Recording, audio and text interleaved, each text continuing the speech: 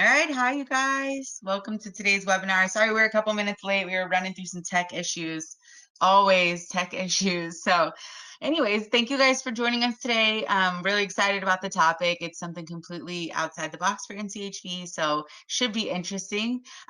Everybody who's coming in as an attendee, you're muted and your camera's off. You will be able to communicate with us using the chat box or the questions box in your control panel. So you should see like a little drop down menu. As we go through the webinar, if you have questions or thoughts or comments, send in whatever you want to send in, and we're going to save some time at the very end to do a Q&A and a discussion. David, if you will go to the next slide, and you can actually go through that one pretty quickly. So we have 3 different speakers for you guys today.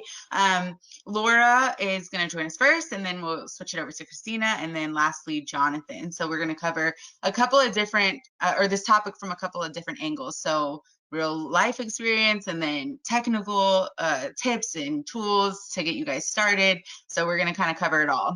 Before we jump in, I wanted to go through a couple of like myth busters just to get you guys thinking and get everybody on the same page about what we're talking about today. So YIMBY is probably unfamiliar for a lot of the people who are on this webinar. It stands for Yes in My Backyard. So you probably have heard of NIMBY before, which is not in my backyard.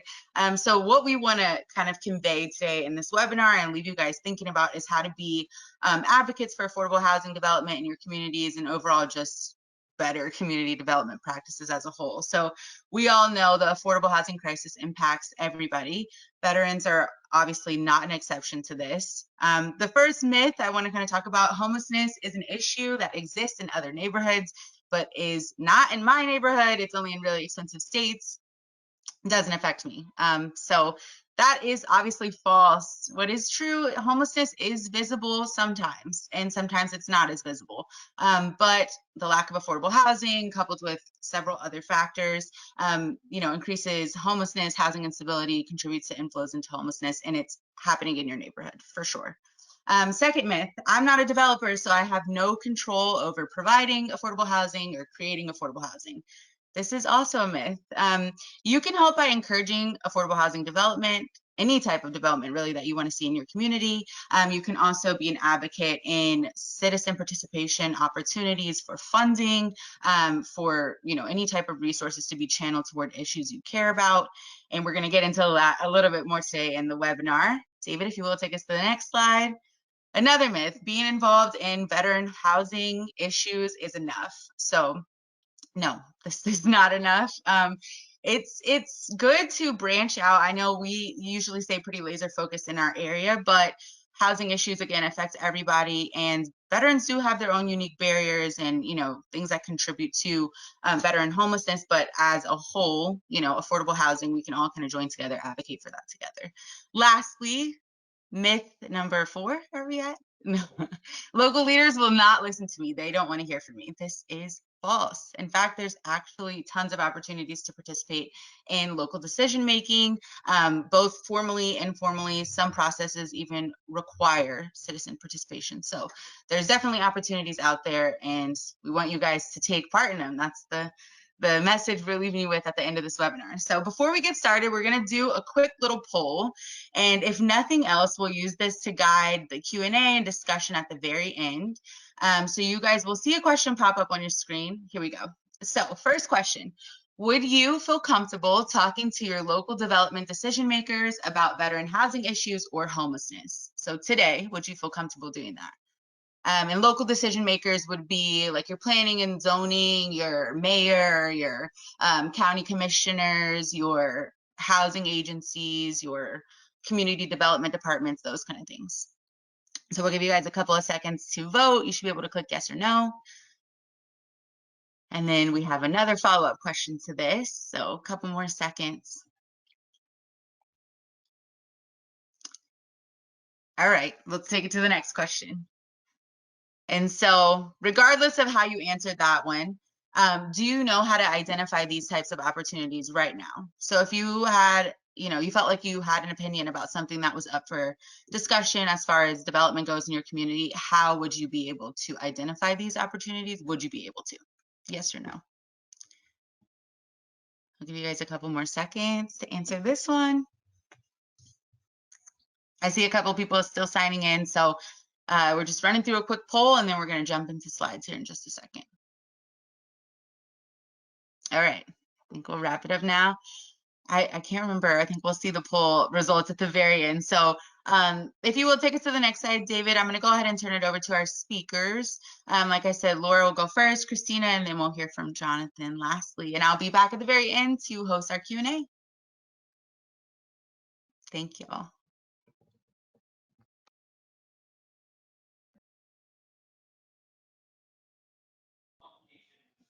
Hey, so we are seeing whether I am going to be able to share my screen, and the answer is no. So if somebody else can share the slides.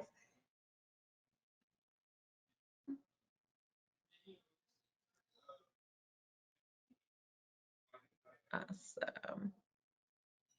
So in any case, I'm Laura Foote. I'm the executive director of YIMBY Action. So many people maybe have heard of NIMBY, not in my backyard. It's not really organized. It's just kind of an attitude that a lot of people have.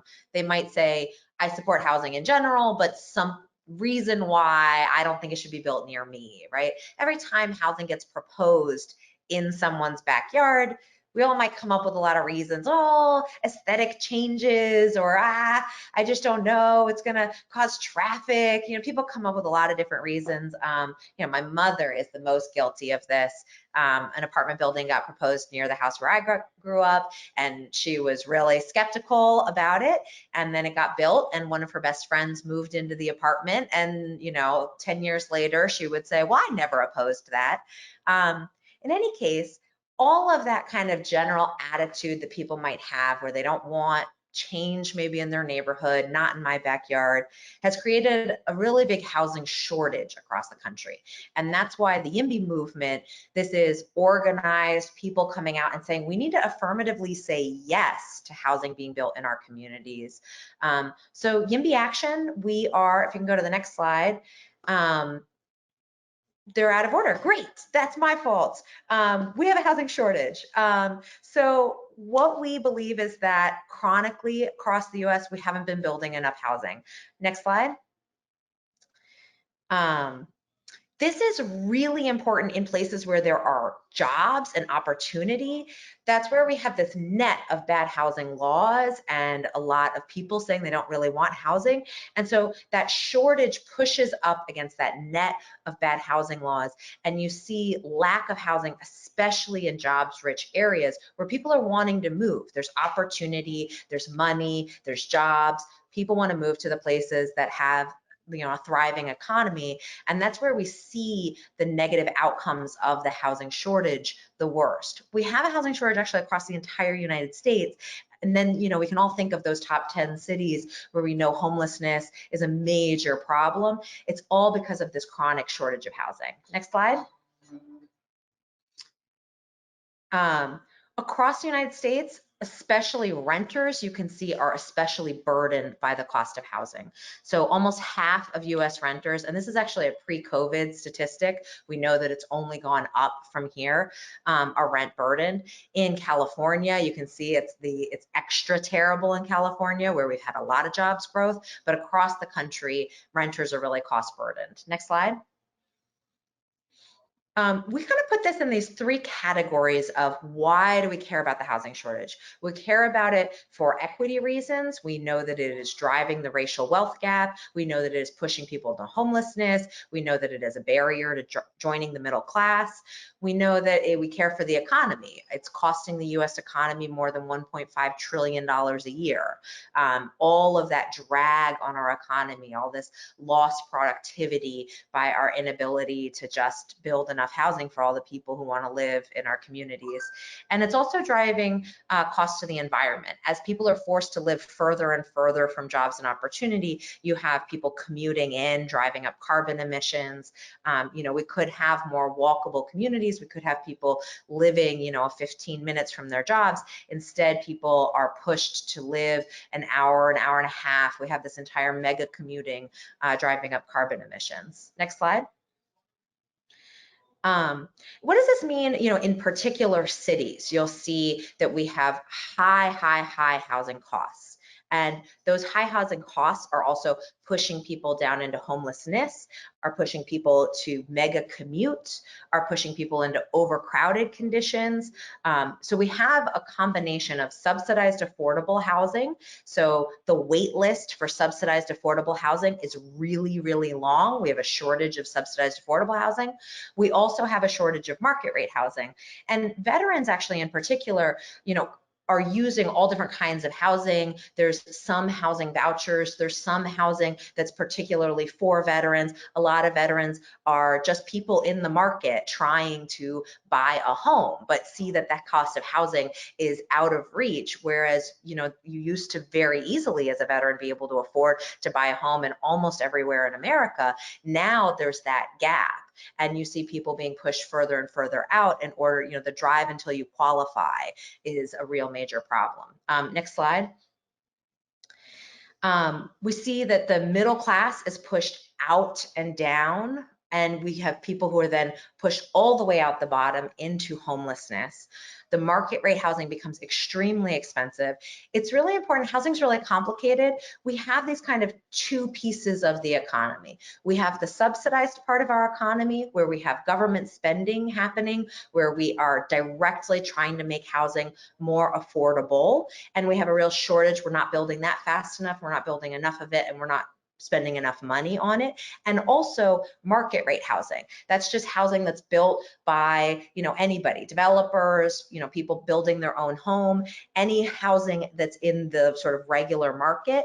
All of that is crazy expensive. And so we see these two different ways of measuring a shortage: the wait list for subsidized affordable housing and the crazy high prices for the market rate housing. Next slide. So actually, next slide. We kind of YIMBY, how do we think about this problem? So we kind of have these three big buckets that I want to talk about. We have zoning. That's what are you allowed to build on paper, and where are you not allowed to build housing? So especially when we're thinking about subsidized affordable housing, that's multifamily housing. That's housing that has to have a certain number of units, or else it's not kind of worth it to build. Most places in America, it's illegal to build multifamily housing. We ban apartments, and that especially impacts subsidized affordable housing, but it also impacts all kinds of housing. We have a lot of laws that make it really hard to just build any kind of housing, group housing. I live in a duplex. In many places in America, it's single family home only. You're not allowed to build a 2-unit building. Then we have the permitting process. So even where it's allowed on paper, are you actually allowed to build it in practice? And the questions that were asked earlier are really good questions, because, okay, we have a place where maybe it's sort of allowed to build multifamily housing, but actually instead of just saying you're allowed to build that building, right? It may have government subsidies already. We may have already decided we want to spend money on a particular veterans housing building. What ends up happening is that you have a lot of meetings to decide. The community, that means the existing residents who live near that, sort of decide, well, do they think that's going to be beneficial for their community?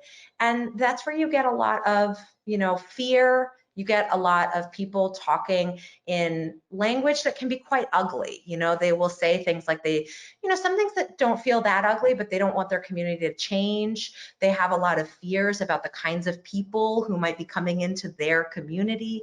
There's a lot of veiled and not so veiled racism. And I'm sure the veterans community understands there are a lot of people who have a lot of fear and baggage and preconceived notions about who might be moving into that kind of housing.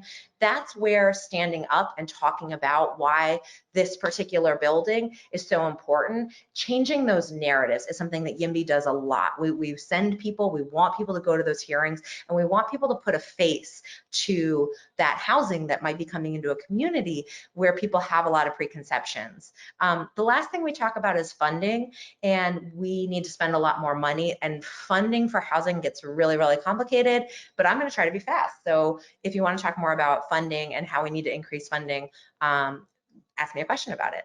Next slide. So this is a little bit of like zoning maps that in major cities you might know about. So Seattle, 81% of Seattle is zoned single family home only, where it is illegal to build multifamily housing. In San Jose, it's as high as 94%. It's illegal to build any kind of multifamily housing, whether you're talking about subsidized affordable or whether you're talking about just a regular old apartment building. Next slide.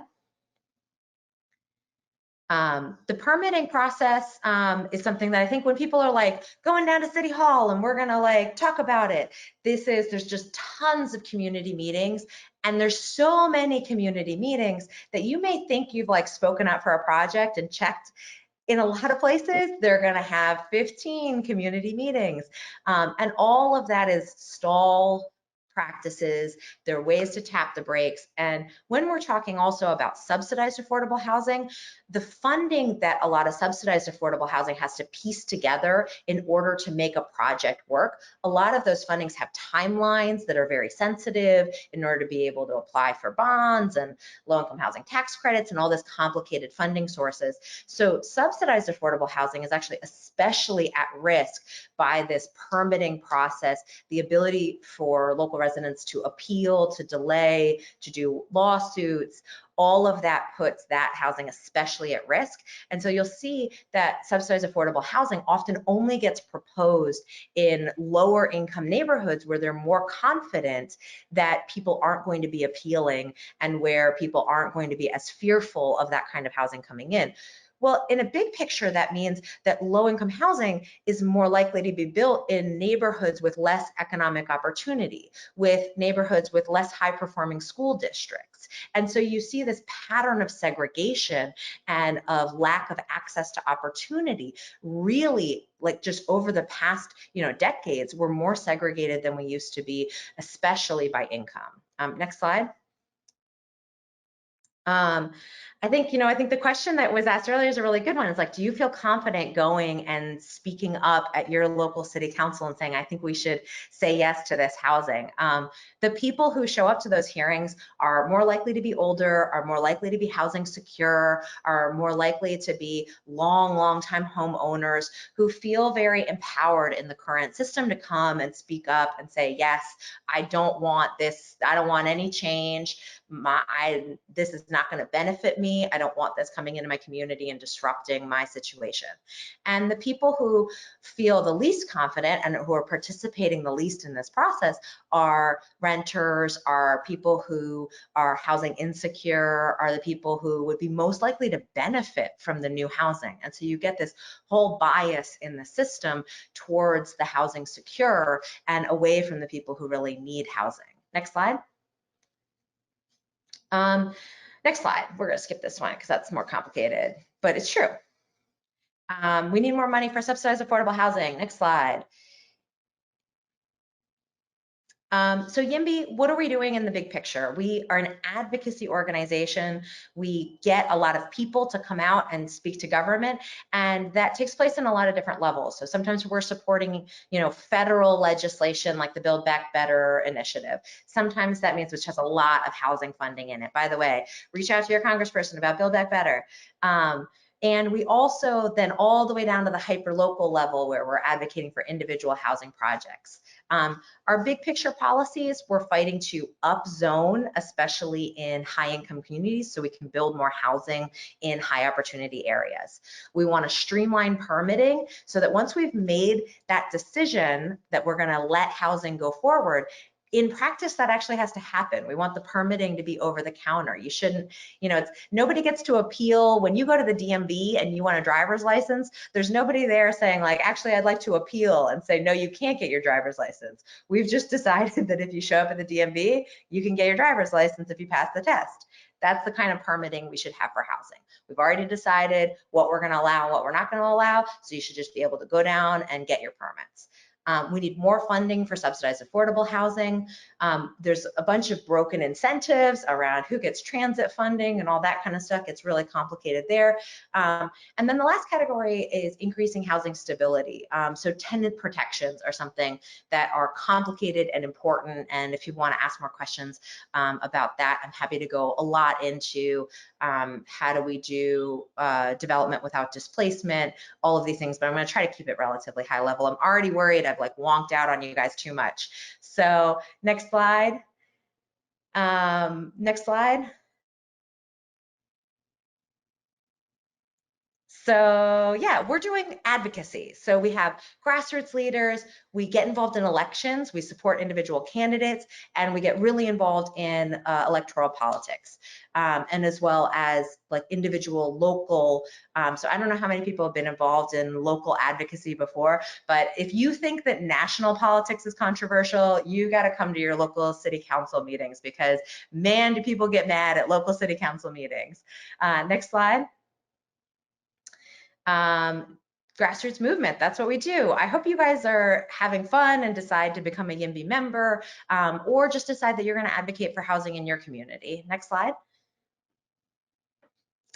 The way we're structured, so we have YIMBY Action is the big brand, and then we have a lot of local chapters who are doing more local branded. So YIMBY Denver, we have People for Housing Orange County. It's really managed by the local advocates on the ground there, trying to make change in their community under the YIMBY Action umbrella. We also sue cities. So sometimes when we've passed some good housing laws, cities decide to just ignore the law. And so we do also do housing enforcement through a few lawsuits here and there. So if you see something in your community and you're like, my city is just not following the law, let us know, and we might be able to come help from a legal angle as well. Next slide. I think this is the last one. Yes, okay, great. I hope I kept it short, and I can't wait to talk to everybody more about what we do, and please ask me more questions. Excellent. Laura, you all are doing such great work. It's fascinating hearing from you, and I hope we get to hear more from you. Thank you so much for letting me join you all today as well. My name is Christina Holt, and I'm joining you from Lawrence, Kansas, home of the Jayhawks and the University of Kansas. I'm with the Center for Community Health and Development, where I serve as the Associate Director. And I am really glad to be invited to be joining you all today to share with you some online open source resources for community organizers and community change making. Next slide. Just to give you a bit about our context, the mission of our nonprofit center is in supporting community health and development through participatory research and evaluation, teaching and training, and technical support and capacity building. Since 2004, our center has been designated as a World Health Organization collaborating center for community health and development, working to expand the evidence base for collaborative action to promote health and health equity, and building capacity among folks doing collaborative community and systems change work locally and nationally and around the world. We know that housing is a critical social determinant of health and is essential to well-being of all of us. Next, please. It is my hope that during my brief time with you today, I am able to preview some resources that you can further explore that will be helpful to your own efforts to grow affordable housing in your local communities. Next. We believe that people can change the world. And our vision is really of people taking action together to change conditions that affect their lives. And the purpose of the Community Toolbox, which is a free open source resource, is really to try to make that work easier, to help people bring about change and improvement in communities on issues like housing that they care about, that they are resident experts in. Thank you.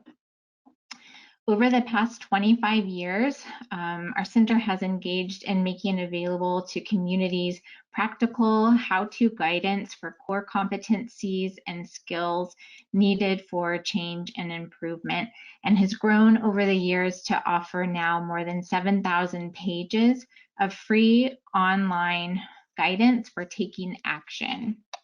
Next. You can access these resources both in English and in Spanish. It's all translated and culturally adapted. And we have about half of the resources translated and culturally adapted for Arabic and Farsi as well. These resources are organized around learning a skill, which is available in the table of contents, and that provides detailed guidance in community organizing skills. We also have a set of toolkits that provide kind of a quick start or are almost kind of a Cliff Notes version of some core competencies for community organizing. And you can also access help for taking action through a troubleshooting guide, which distills 13 common problems faced by community organizers and kind of walks through support and guidance for addressing those barriers. We also have links to databases of evidence-based practices that you can access to access promising approaches in various areas. Next. We are thrilled that the Community Toolbox has been growing in its global reach, and last year reached more than 6.5 million people all over the country, all over the world from more than 230 countries. Next, please. Topics covered in the Community Toolbox include things like assessing your own local needs and how people are being affected locally, building grassroots leadership, increasing local participation and interest in efforts locally, engaging in advocacy efforts and policy development, evaluation and planning for longer term sustainability of the efforts over time. Next. So this is a screenshot of the table of contents. I sort of lovingly refer to it as an encyclopedia of sorts. There are 46 chapters that contain 340 sections, really spanning all aspects of community building work, from community assessment all the way through to, sustaining the efforts over time. And what I'm going to attempt to do is just highlight some of those resources that I think might be particularly useful to your efforts, hopefully. Next.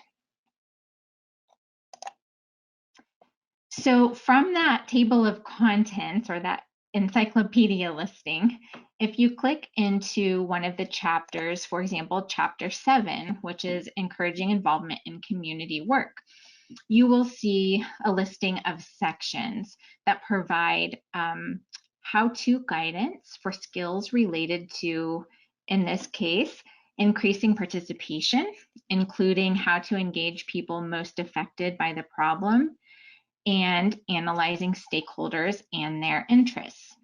Next, if you click on section 7 within that chapter, involving people most affected by the problem, you will find commonly formatted guidance that answers the who, what, when, and how, kind of the brass tacks, as well as links to additional tools and resources and community stories. So it walks you through narrative and provides guidance for how you might go about doing this in your own efforts.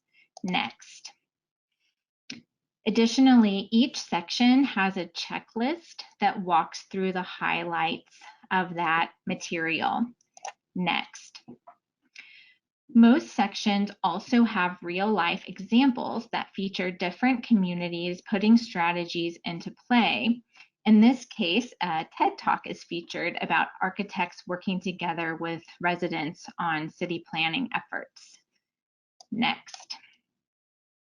This is a different chapter. This is chapter 4, which is getting issues on the public agenda. This chapter includes sections on communicating information, gaining public support, and making community presentations to grow support for your efforts. Next. Chapter 6 focuses on various types of communications you can use to promote interest, such as preparing press releases, arranging news and feature stories, preparing guest columns and editorials in your local newspaper, preparing public service announcements, arranging a press conference, using paid advertising, creating newsletters, posters, and flyers, developing creative promotions, creating fact sheets on local issues, and how to handle crises in communication. Next. And then in chapter 26, section 2 highlights improving quality of housing, and section 3 highlights providing affordable housing for all. Next, both of those sections contain a number of housing examples that may be of interest, and we give some shout outs to our Kansas City friends. Next, another chapter that might be useful is chapter 30 on principles of advocacy, which covers getting an advocacy campaign off the ground, survival skills for advocates, finding allies in the work, identifying and working with opponents, and developing your plan for advocacy. Next. Other potential areas of interest might include conducting advocacy research, gathering data on public opinion, and acting as a watchdog. Next. And chapter 33 contains quite a bit of guidance for direct action tactics, things like writing letters to elected officials, writing letters to the editor, using personal testimony, lobbying decision makers, and using social media. Next. And chapter 35 contains guidance for responding to opposition tactics and counterattacks. And we heard Laura speaking to some of those when she was talking about people using delay tactics, for example. Next, I did want to speak briefly to the Justice Action Toolkit that's available from our homepage.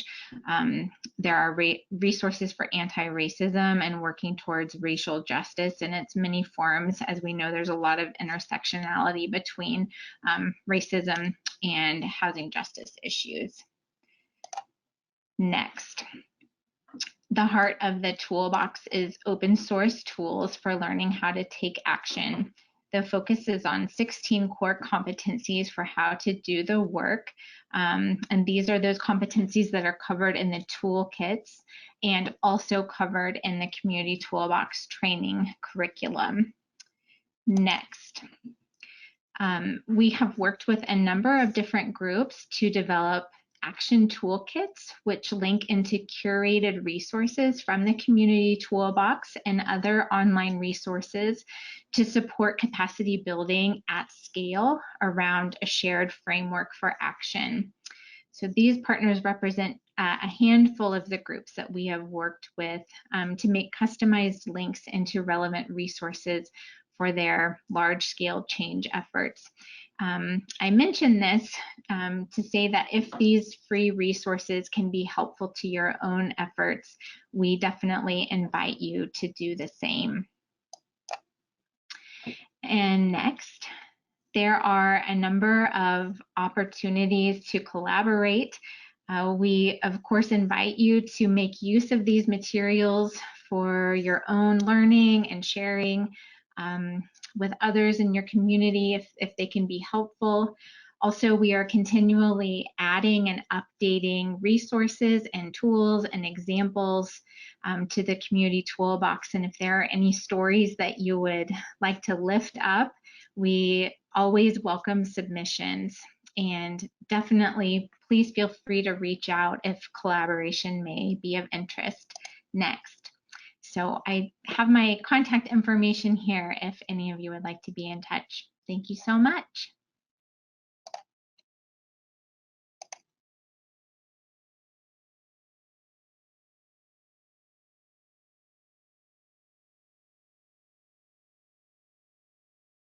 Hi, thank you. My name is Jonathan Duncan, and I apologize. I'm having some webcam issues, so not only can you not see me, I can't see any of the other presenters, but we are going to make this work. My name's Jonathan Duncan. I am a combat veteran and a leader with KC Tenants. And essentially what we talk about in KC Tenants is that the people closest to the problem, the closest to the solution. And Cindy and Laura both, touched on, what it means to be in an advocacy group. What does it mean to advocate, right? But the people who have stake in the game, the people who are actually experiencing the crises, are the people in the best situation, in the best position to advocate for their own lives. So we organize for a better tomorrow, and that's what I'm going to get back down to basics today and talk about. So next slide. Who we are. KC Tenants is a citywide tenant union. I want to say that again. KC Tenants is a citywide tenant union. We are an organization led by multi-generational, multiracial, anti-racist base of poor and working class tenants in Kansas City. We like to say in KC Tenants that we organize across the lines that the opposing side would use to divide us, right? So KC Tenants organizes to ensure that everyone in KC has a safe, accessible, and truly affordable home. Next slide. So why do we organize, right? We heard about solutions, about and why we're here today, right? Talking about YIMBY, yes in my backyard, getting involved in micropolitics, right? Going to committee meetings. Essentially, negotiating with and propositioning decision makers. But we organize to build power, right? Because my voice alone, or your voice alone, maybe can't accomplish that much, right? But together, we can build power. We can create deeper relationships with one another around mutual interest. And together, we can actually formulate propositions to actually propose decision makers to change the situation and make our lives better, right? So you can't organize without an organization. And in KC Tenants, we believe that organizing is relational, right? We are only as strong as the depth of our relationships. So it's important that we have deep relationships with one another within our team of organizers, but it's also important that we have relationships with our community partners, right? And with those decision makers. We organize around mutual interest. So, I'm a veteran in KC Tenants. My interest compared to my comrade next to me might not be the same exact interest. We might be here for different reasons, but we identify our mutual interests and we organize around that. So we organize to build power. We organize to shift the power imbalance. So again, we cannot hope to proposition our decision makers without the power to influence their decisions, right? You cannot effectively negotiate from a position of weakness. So while they might have the power, they might have the money, we have the numbers, and that's why we organize. We organize to change the conditions of what is possible, right? To achieve a better tomorrow. Kwame Ture, formerly known as Stokely Carmichael, talked about the difference between mobilizing and organizing, right? You might mobilize to the street for a protest, but that might stop, right? When we're organizing a campaign, it has an endpoint. But when you organize together, that's continual, right? We organize until we've achieved a better tomorrow. And we organize with hope. And the hope is that there's always a better tomorrow. So we never stop organizing. It's easy to believe that our current situation is inevitable, right? It's easy to believe that we look in the street today and say, well, homeless veterans are just going to be there, that it's okay to be homeless. The status quo is radical, right? When we look out our window when we're driving down the street and you see somebody who's homeless in the street, I don't understand how we're not radicalized by that. How we say that that shouldn't exist, right? That it's an inevitability that there's always going to be homelessness. The purpose of organizing is that we work to change the conditions today so that tomorrow we can do what we couldn't do today. And there is an educator, Paulo Freire, who said, what can we do today so that tomorrow we can do what we cannot do today, right? So it's incremental, but every day we are working to change the conditions of what is possible so that we can build a better tomorrow. Next slide.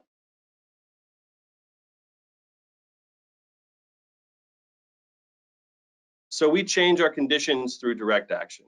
And what does direct action look like?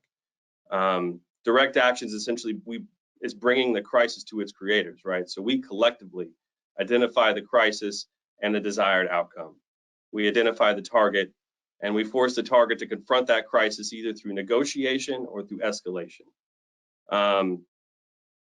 So we need people organize a specific issue that impacts their lives, right? So going back to why we organize, you can't organize without an organization. And we have to find that mutual interest and organize around that. So we get people organized around a specific issue that impacts their lives. We do the research because it's not as simply enough to know the facts. We need the real world experiences within that data, right? So we know the problem and we formulate a solution to that problem. We know our hard lines, right? Where we are not going to negotiate. Where are red lines that, okay, well, once we reach here, we're done with negotiation and we're shifting to escalation. So we also, thank you. So KC Tenants has won campaigns. Collective action works. In 2019, we won the Tenant Bill of Rights. Our leaders wrote and passed it within 100 days of the new mayor's inauguration. We organized our first building-wide tenant union against the biggest evictor in Missouri. We won compensation for their tenants. TH Realty was the biggest evictor in Missouri, and TEH Realty is no longer in business. In 2020, we organized, we fought for, and won a local eviction moratorium. We organized a building-wide union to get Gabriel Tower to get their AC turned back on. Launched investigations into their corporate landlord and Millennia. In 2021, we launched Zero Eviction January.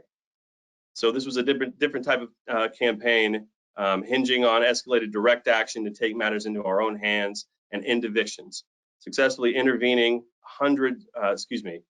over 911 evictions in the month of January while the courts remained open. So again, going back to the fact that we're in the middle of a pandemic and individuals are still being evicted. When I first got involved in KC Tenants, we were in the middle of eviction January. And at the time, that although it was too risky to have in-person eviction hearings, they were conducting them electronically. So we conducted campaigns to shut those down. And in 2022, we organized our first neighborhood union and won a campaign to cancel 10.5 million subsidies monies to MAC properties, right, and put it in the city's housing trust fund. So collective action works, direct action works, organizing works, right? We're working every day to change the conditions to build a better tomorrow. Next slide. So we're here talking about shifting not in my backyard to yes in my backyard. But what we need to be thinking about is what are the current conditions today and how do we move them towards YIMBY, social housing in my backyard? social housing is the better tomorrow that we should be organizing towards, right? So when we talk about, and especially when we're talking about affordable housing, I think some of these words are getting co-opted, and that affordable housing to who, right? Who is it actually affordable for? When the system itself is broken, when our housing policies are broken, when individuals are being evicted in the middle of a pandemic, something's wrong, right? And when we talk about why we organize, that we organize in order to change the conditions today so that we can build a better tomorrow. That we organize to shift the power imbalance, but the power imbalance will always be out of balance if we're always working or excuse me, living in a system that is going to put profits over people. So when we talk about shifting from YIMBY to SIMBY, we're working towards social housing, right? Organizing for social housing that's publicly backed, democratically controlled, permanently affordable, meaning it's off the market. It's not available for speculation. It's not available for profit.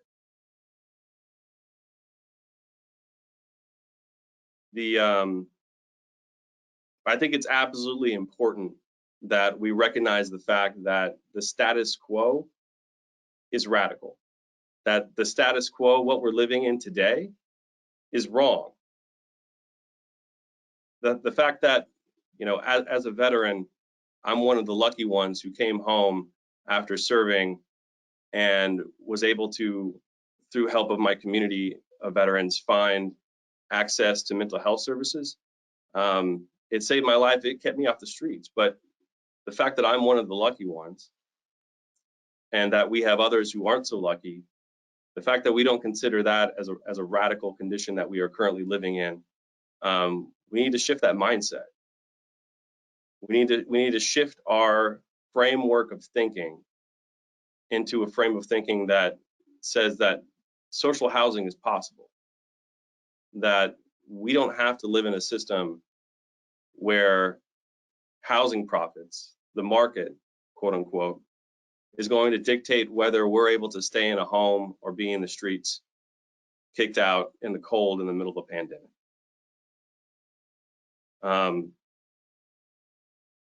I wouldn't be a leader in KC Tenants if I didn't end this talking about a political education. And it was shared today by our comrades from Black Rainbow. And it's a quote from Angela Davis. She said, "The challenge of the 21st century is not to demand equal opportunity to participate in the machinery of oppression. Rather, it is to identify and dismantle those structures in which racism continues to be embedded." The current structure is broken. Right? We're not here today. There's not an organization representing homeless veterans if the system was working the way that benefits us. So we need to shift our mindset from essentially build to how can we achieve a better tomorrow, right? Organizing works, and antagonizing one another to say, hey, listen, what our current condition isn't working.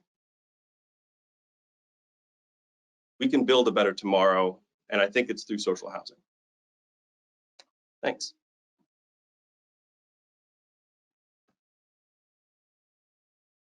Awesome. Thank you so much, you guys. Y'all have some fans here in the chat.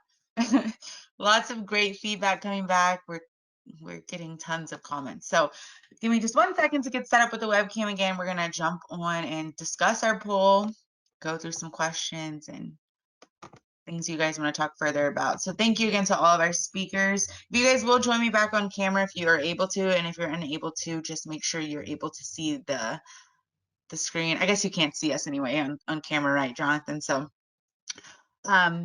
what we're going to do first, we're going to talk about the poll that we opened in the very beginning of the webinar. So if you guys remember, there were 2 questions that popped up in the very beginning. We're going to talk a little bit about those results. So The first question that we ask, would you feel comfortable talking to local development decision makers about veteran housing issues or homelessness? So I think it was actually perfect that this was the first question and then that Jonathan, you just went. So we probably have a lot of people on this call that feel confident in this topic area.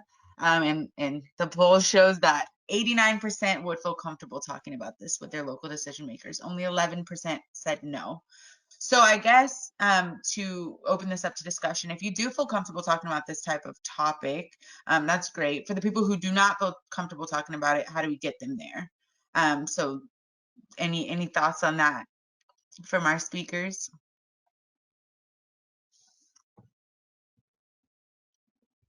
Thoughts on that from the speakers? Yes. Yeah. Okay, sorry, I thought we were pivoting to the audience. No. Yeah, I mean, I think, well, one thing we do is run a public comment workshop. So that's literally for people who are wanting to engage, but wanting to not, be worried, am I gonna stand up there and not know what I'm saying? Part of the public comment workshop is really about helping people realize that the reason we consult the public isn't because we're expecting them to have technical responses to the complicated, you don't have to have an opinion about how tall should the setbacks be. You're not an architect. You're not there to give criticalness. I mean, people do give that kind of feedback, but you're there to talk about your values and why you think that the whatever it is that's up for discussion either does or doesn't advance your values. So, if you believe housing is too expensive and that we need a lot more homes to be built, that's all you need to get up there and say, right? You're a person, you can talk about your personal story. We really encourage people to always talk about your personal story and your values. And I think that people think but that's what public comment is for. That is to make sure that the values that the public has are imbued in these very political decisions. I think that's one thing that I think people think sometimes in these housing discussions, it's all about something technical. These are all political decisions, and you're a member of the public. And so I hope you feel really entitled to your opinions. And if you don't, we can train you. And I bet Christina's got a training as well.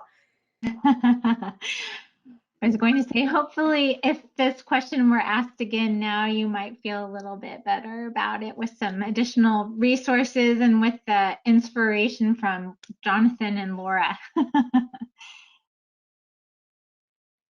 No, absolutely. I think that I think it might have been Laura actually that was talking about who is overly represented in these meetings, and they seem very monolithic, right? So we have to shift that that power imbalance, because if the committee members, your local legislators, are only hearing from a certain group of people, they're going to make decisions based on that input.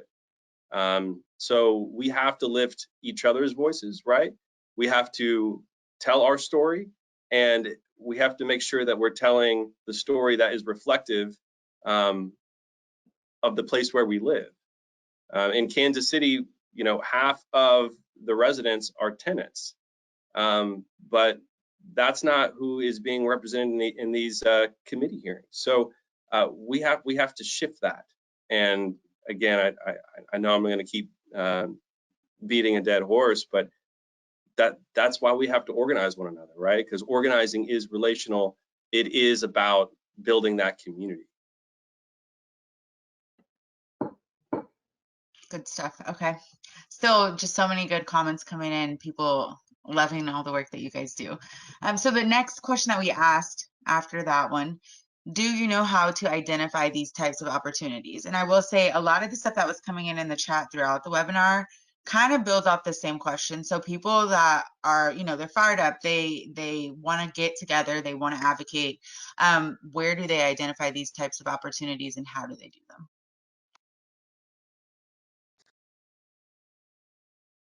I can jump in, but I jumped in on the last one, so I want to make sure everybody's got space. All right, I'm going forward. Okay. So two things. So one is groups that have values that you might agree with, right? You should investigate local organizations and see what they're mobilizing for. A lot of organizations do, especially local centered organizations, they're kind of a gateway drug into local politics. They will start, you might get some action alerts. You might want to get into, like, some of them have Facebook groups where people are trading information about this. And the goal of a lot of advocacy organizations is to try to make it more social, to try to build that community and to get people sharing those action alerts with one another and getting each other riled to go to things in a more organized manner. The other place is just straight up on your government website. They're all supposed to be posted, but it is it is boring, right? I mean, you have to sort of like scrape through, try to find the hearings. Your planning department will have every agenda up on their website. They are legally required to have all of that information on their website. They are not required to make it interesting. So you do have to kind of like comb through a lot of the agendas and whatnot. And you can always just pick up the phone and call your local planning department. And, somebody will talk to you. You can send an email to your planning department and say, I'm trying to get involved. The other thing is most of them, especially today, are live streamed. So you can find somewhere on there your planning department and just like watch a few, it is like watching very important grass grow. It is like sort of this mix of like, wow, my community is being shaped by these decisions. And also, this is a 4-hour hearing where they decided whether or not somebody was going to get to build a deck or not. And it sort of vacillates between like the future of our community and the most boring thing on planet Earth. But that's why I say, like, get involved with some of the organizations that you hear about today, because it makes it more interesting. I'll put my email in. Actually, I don't know how to access the chat. So are you guys able to share our email and whatnot? Okay. Yeah, I'll share all the contact info, and also I'm getting a couple of questions about like recorded. Are we getting slides and stuff like that? We usually do put the recordings out after the webinar, so I will share all of it, and David will get the recordings out this week. Carry on.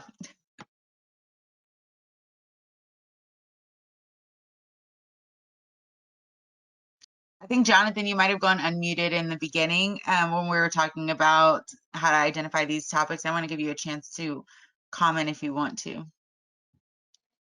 Yeah, sure. I'm sorry. I can't see the chat either. So I feel like I'm shouting into the void right now. But no, exactly what was stated before. To go back to what I was saying earlier, it's important to join an organization, but it's important to join an organization that you can actually be a part of, right? I am bombarded, and I'm sure others are bombarded with their emails about, sign on to this action alert or this action alert. And it can feel overwhelming. At the same time, it can feel numbing, right? So if you're not part of an organization, or you don't see an organization that you can feel, touch, and with all of your senses, that you can actually have a physical connection with, I think that presents us at a distinct disadvantage, right? And it only perpetuates the fact that we are alone.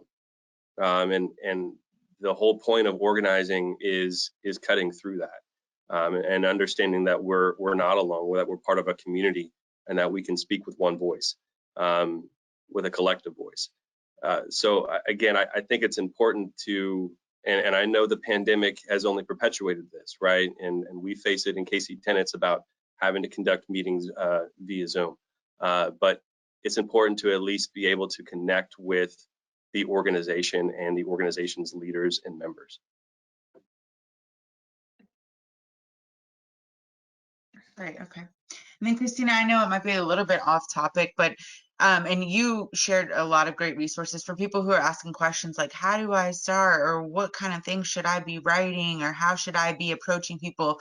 All of the stuff she covered gives templates, it gives questions you should be asking, it gives step-by-step guidance of how to find these types of opportunities.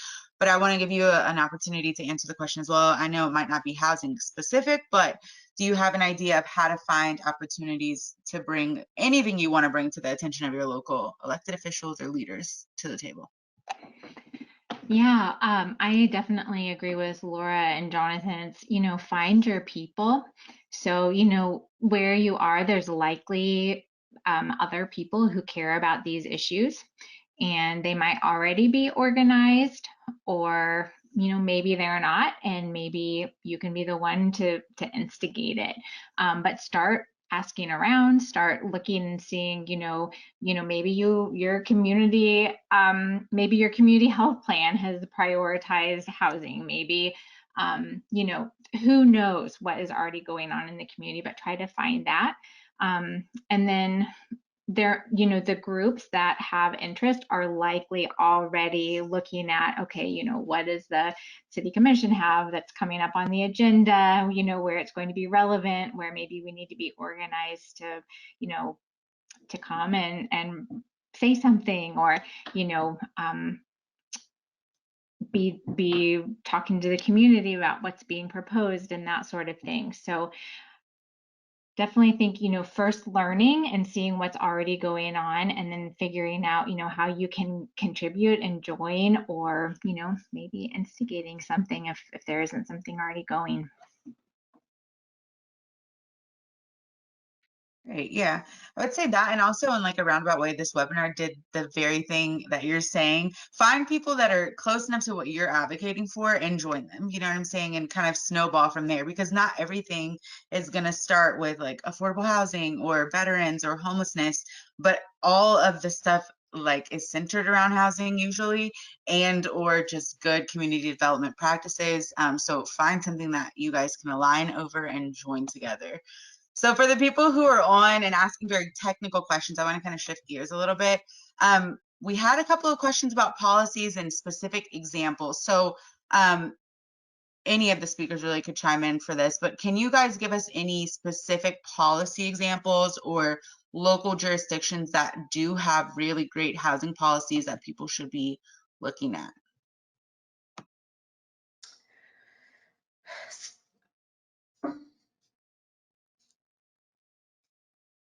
All right, I'm gonna do it. So from my Do it. perspective, oh yeah, Jonathan, go ahead. I said, go ahead, Laura, do it. Oh. From the YIMBY perspective, there are, we have examples of laws, individual laws that we think are pretty good, but nobody's really doing the whole package. You can look overseas, and like, I think Japan is doing pretty good. They make land use decisions on the national level, but when I sort of start talking about people's eyes glaze over a little bit. But most places have sort of a, because YIMBY, what we're talking about for increasing, I mean, we sort of think of ourselves as a consumer advocacy organization, people who live in housing. So that's, or who want to live in housing. That's a pretty wide range of people, but we're sort of from the consumer perspective, we want that combination of tenants protections. We want more subsidized affordable housing, and we want more market rate housing, so that there's just abundant housing and tenants are well protected. It's this patchwork that some pieces have one piece of the puzzle, right? So we know, San Francisco has relatively strong tenants protections that are pretty well thought out, but because the cost of housing is so high, those tenant protections don't do as much to protect tenants as we would want. We also see in places like Minnesota, Minneapolis just passed a big upzoning. They did a big general plan update that was pretty great, that included a lot of proposals for building a lot more housing and more exclusionary communities. I think we'll hopefully see the results of some of that in a few years. There are places that allow a lot of housing, like Houston sometimes gets cited as a place that allows a lot of housing, but they also require a lot of parking. So they're building a lot of sprawl, and they're doing a lot of things to require that housing to be like low, and then they're not doing anything to decrease commutes, although their housing is much less expensive than other parts of the country.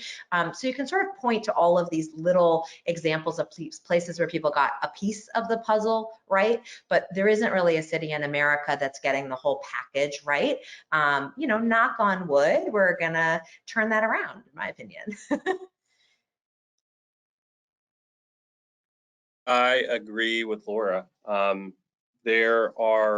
There is no city that has it all right, and I don't think that there is a community in the United States of America that currently hits all the boxes, right? And when we talk about social housing specifically, and talking about those three main pieces, right? And I want to make sure that I'm citing my reference sources, and it's some of the work of Gianpaolo Baiocchi and Jacob Carlson, who are doing some great work on social housing, and talking about the real world examples, right? When we talk about social housing that is off the public market, that's democratically controlled, and that is publicly backed, right? We're talking about housing not as a speculation sport, not as about something that is going to place the profits over the people who are supposed to be housed, but talking about and basing housing in the idea that housing is a social good, right? Housing is like education, right? Everybody needs to be housed, right? That housing is a right. There are communities cited in their work. Vienna comes to mind, that I believe that something along the lines of 60 to 80%, and I know that's wide, over half of the housing in Vienna is social housing.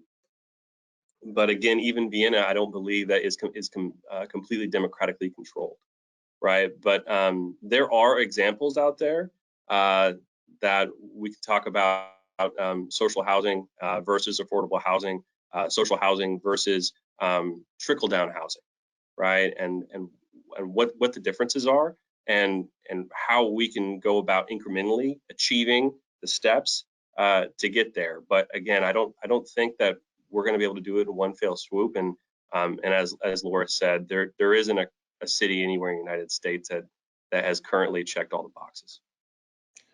Can I pivot off of what Jonathan was saying? So one thing that I think is sort of where Jonathan's coming from, where I'm coming from, and kind of where they diverge, but there's a lot of overlap too, I think, as you can hear, and sort of what we're talking about. But YIMBY is indifferent to who builds the housing, right? So this is like if you're thinking about this in the sort of like ideological perspective, and what kind of makes YIMBY a little weird and interesting, I hope, is that we think we have a housing shortage. It would be great if the government builds that housing. It would be great if the affordable housing is the government spending money and private nonprofits building that housing. That's a great way to address the housing shortage. Also, it's a great way to address the housing shortage is the market. So we just make it legal for the market to build a lot more housing. YIMBY is not that interested in who builds the housing. We say we have a housing shortage. Please, somebody fucking build it. I'm sorry, am I allowed to curse? I just did, sorry. And that makes us, sort of sometimes people feel the need to therefore push back on one of the kinds of housing that we are for. But it also means that we're allies with anybody who wants to build a particular kind of housing. So for instance, in California right now, if you're really passionate about social housing, Assembly Member Alex Lee, who's in the San Francisco Peninsula, who is somebody who we helped get elect, who we're very passionate about, is now introducing a social housing bill that is going to make it legal in California once again to build social housing. And we're one of the main sponsors of that bill because California has a ton of government land that we could build social housing and bring back, people think in America, public housing failed. Well, public housing failed because we disinvested in it. We put only marginalized people in it, and then the government stopped caring about those people. So like Jonathan was saying, there are very successful models of social and public housing in other countries that we could adopt here in America. And so we're big supporters, and actually, like, what am I going to do right after I get off this webinar is finish making the social housing website that Alex Lee has asked us to make on his social housing bill, because we have to get it out the door by February 7th. So if you're in California, I hope you'll support the social housing bill. But this is a thing for YIMBYs, is that we're constantly working with people who don't like one of the things we advocate for, but do like something else. And we'll take whatever yes we can get, right? So if you're yes on a kind of housing, I want to work with you.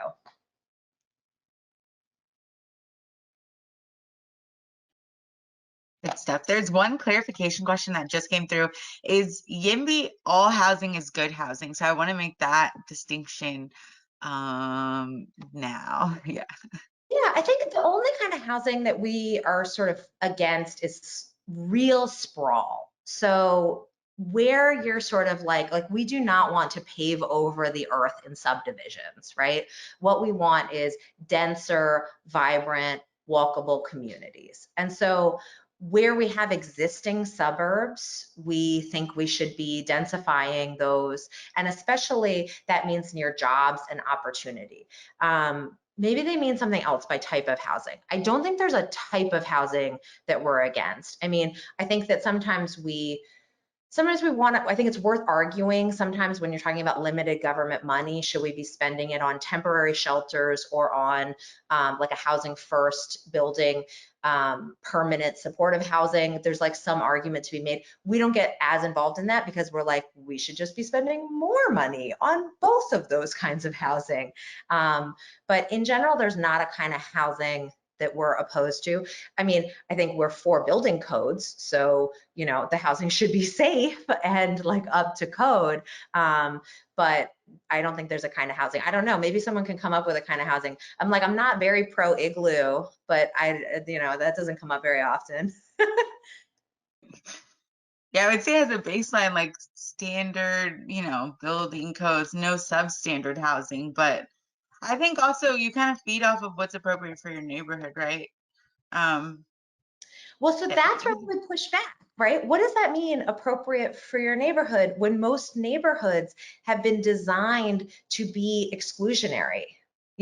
Most neighborhoods are formerly redlined, are communities that were designed to be racial enclaves, mostly of white people who are saying we don't want different kinds of people. So when we say maintain neighborhood character, we have to poke at the history of what that has meant.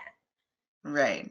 Well, yeah, I think that's a good place for people to become involved because we get to define what is appropriate for our neighborhoods by getting out there, being vocal. Let's see. There's a lot of questions about stigma that the word affordable housing or words affordable housing carries, and like how to change the narrative, how to get people to see that affordable housing encompasses multiple things and is not just like the worst thing someone could think of. So any ideas on how to change the narrative of what those words mean? So funny because affordable was the word that people came up with when they wanted to distance themselves from public housing, right? So like affordable is already a rebrand. And I think that this speaks to the fact that we can talk about a rebrand, but what we actually have to address is the bias that's in people's hearts. And that's the part that speaking up in your community can actually do, because people, when they hear you talking and saying, you have this idea in your head about those people. Well, look at my face. I am those people. Are you really going to tell me that I don't deserve a home, that you don't think I'm worthy of being your neighbor? The people who live in affordable housing are often already in the community. They just don't want to advertise that they're not making as much money as their neighbors. They're not going to advertise that they're struggling. They're not going to advertise that, maybe they're actually working in that community and commuting 2 hours to get into it because they're ashamed about that. And I think the only way we're going to overcome that stigma is by advocacy and putting a face to that and helping people overcome that bias by challenging them on that bias. I think it is true that bias exists, and no matter what word we choose next for subsidized housing, we're going to have to deal with the bias that lives in people's hearts. I agree with Laura, and I think that we have to look at housing differently, right? That we have to look at housing as an actual public good, that the communities that have the public services are safer communities. The communities that have better funded schools are the safer communities. The communities that have housing, right, that provide housing and other services such as transportation services, public trans, are better communities, right? And so that we need to shift that again away from the market of, well, how much is this going to cost? Well, how much does a great community cost?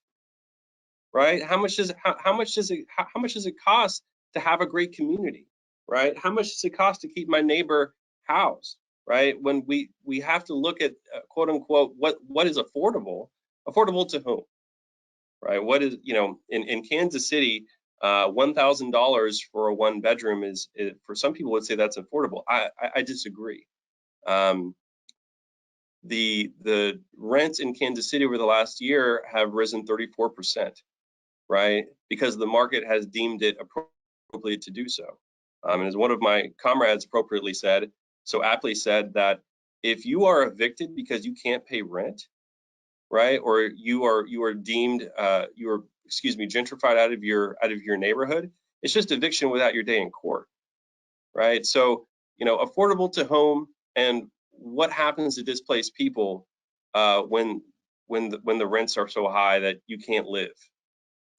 So looking at housing as a public good, I think is how I would phrase to shift the narrative, that we fund schools, we should be funding housing. Good stuff. There's 2 follow-up questions that came up to what we were just talking about. They're going a little bit more in depth with specific types of housing. So the first question, how do we address landlords, homes and apartments raising rents to be exclusionary to vouchers and out of the affordable range? Any thoughts?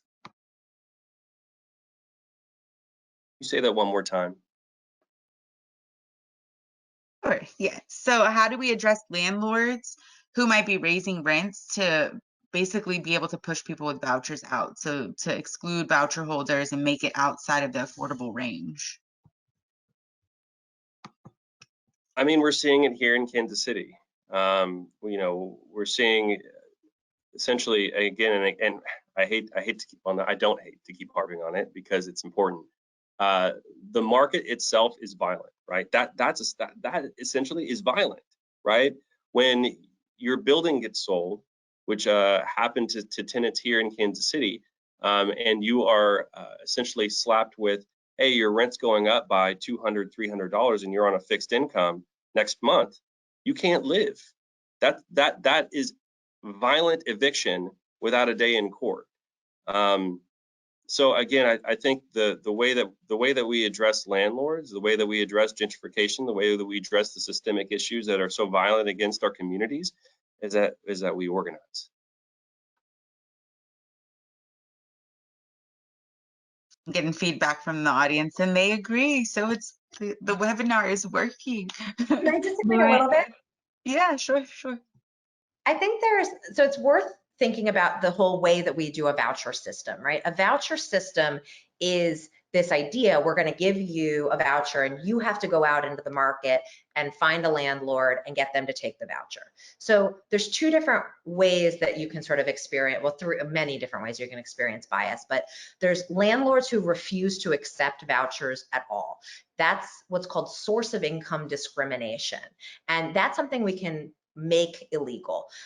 In a lot of places, source of income discrimination is currently legal, and we need to change local, although I would love to change federal policy and say source of income discrimination should be illegal. So that's like one category of why people hit that wall. Another thing is landlords who are currently getting vouchers and the market rents, right? Because you're still in the market. You have, like, instead of using cash, you're using a voucher. The market rents are going up, and that's happening because the community has a chronic housing shortage. The vouchers also do not keep up with inflation sufficiently, so that's like another problem, is that, like, it's not just the cost of housing, but it's also inflation going up. But the cost of housing in the community is going up because of this overall housing shortage. So one way you could deal with that is by, instead of us having a voucher system, is instead to be having all that money go into nonprofit affordable housing or into public social housing. Either of those, you wouldn't be evicted when market rents go up because you're in that system that's different. The problem that occurs with these vouchers is that you're in the market system, and then we have an overall housing shortage driving up rents. And so, like everybody who's in that market part of our economy, you are suffering from the chronic housing shortage. And so you can, you get pushed for, like I was saying earlier, you get pushed out, you get pushed down. And so so long as we're going to have a market-based economy, which I think we're going to for a really long time, we need to address that chronic housing shortage by allowing a lot more housing to be built, especially in, probably you're renting in a community and the next neighborhood over that's all single family homes and hasn't built shit in 30 years. That is what is causing most of the pressure on your community, driving up your local rents. And so I recommend driving over to the next town and yelling at them and saying, what are you doing to address the housing shortage, right? I think we sort of think that oh, you should only advocate in your own community. Your next door neighbor that is all single family home is causing the housing shortage and needs to know that their actions are affecting other people.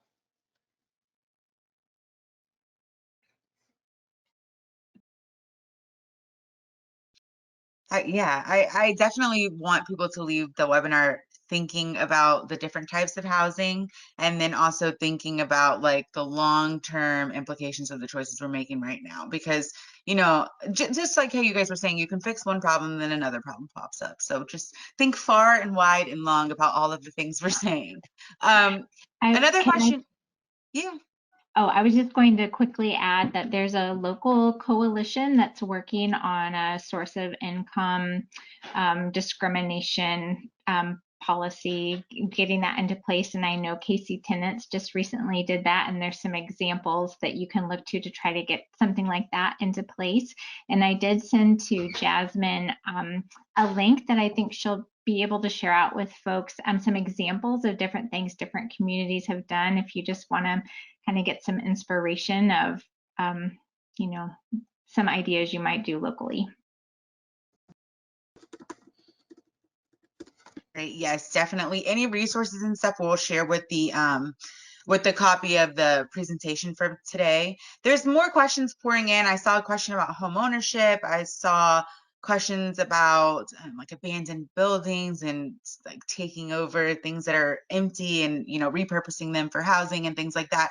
I think the best way to end the webinar, since we're coming up on 4:30 East Coast time, is to kind of leave people with a couple of buzzwords or Googleable things that they can go and look at. If you guys would touch on anything people should maybe look up after they leave this webinar, or things we didn't get to talk as much about that you think people should, investigate a little further.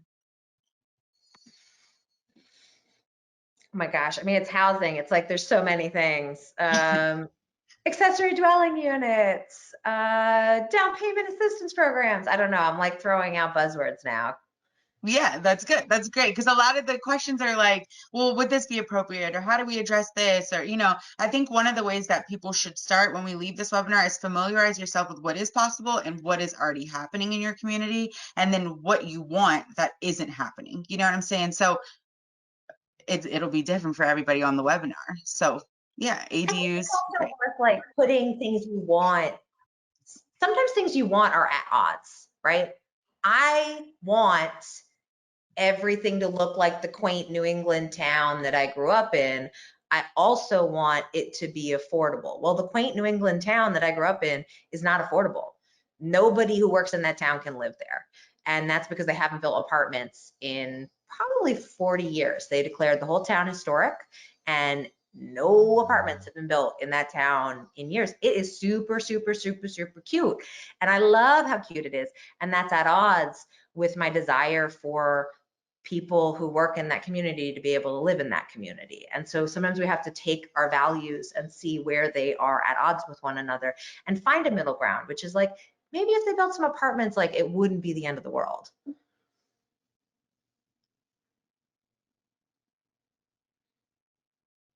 Absolutely. I would say too, for people who are this is outside of your wheelhouse and this is a completely different topic for you, a good place to start, we have a podcast at NCHV on various affordable housing developments and affordable housing practices. If you're hearing words and you're like, I have no clue what that means, or why, how do I even know where to start to learn about this kind of stuff? That's a good place to start, to see different types of development types and the process it takes to get them passed and built. And yeah, I see Jonathan's come off mute. So if you have any buzzwords or things people should look up after we leave this webinar, feel free to jump in. Yeah, absolutely. Red Vienna, when we talk about 25% live in social housing in Red Vienna. Ukvam in Uruguay, which is another community that's a great example of social housing. And then the KC Tenants People Housing Trust Fund, which we're currently running a campaign on to get passed here in Kansas City, is a great, beautiful document that I think people could get a lot out of. I would just like to leave us with something actually Jonathan said, and that was, we can speak with one voice, a collective voice. Can I say the opposite? Sure. I think when you get into local politics, one thing that I think you have to let not rattle you is that people are going to feel strongly and differently from you. And I think it's really different on the national politics. We get into our little niche and we yell, but we don't really engage with people who genuinely think things that are different from us. And in local politics, it's really personal. You know, you're seeing and talking with people who might really actually have different values than you, and how that applies to their local community, and figuring out how to see and operate and think about how they will speak with a different voice than you, and interact with them with kindness and understanding is something that I think, you know, to the one voice can be kindness, but we also have to be comfortable really disagreeing and having that political argument. You might come to a hearing and be the only person who thinks the opposite. You know, there'll be 15 speakers who think something different from you. And it's really important to have that one person who says, actually, I think we should say yes. And that can take a lot of, it can be really hard to be the one person who wants to stand up and say yes. Yeah, those are great points. I think just remembering community organizing can work, and that change is possible. Absolutely. All right, Get a you guys, friend with you. I think my sound cut out, but I just keep getting so many comments and more questions coming in, people sharing contact information. We have reached the end of our time today, but what I will say, we will send all of the resources that our speakers have shared or other attendees have shared. I'll try to compile it all and send it with the follow-up email to this webinar and the recording. We do quarterly webinars this year as well. So we are going to be doing topics around housing and equity. So stay tuned for more information about those. Podcasts, like I said, nchv.org, you'll see a link there. If you want to just like start with the very basic, like what does different affordable housing look like? That's a good place to go. Anyways, yeah, thanks to our speakers again for participating today, and our attendees for being so engaged. Still have comments coming in. But yeah, thank you guys so much. I think I'll wrap it up there. Thank you so much, Jasmine. You did a great job. Thank y'all. Have a good one. Take care, everyone. Thanks, everyone. Thank you, Jasmine. Thank you.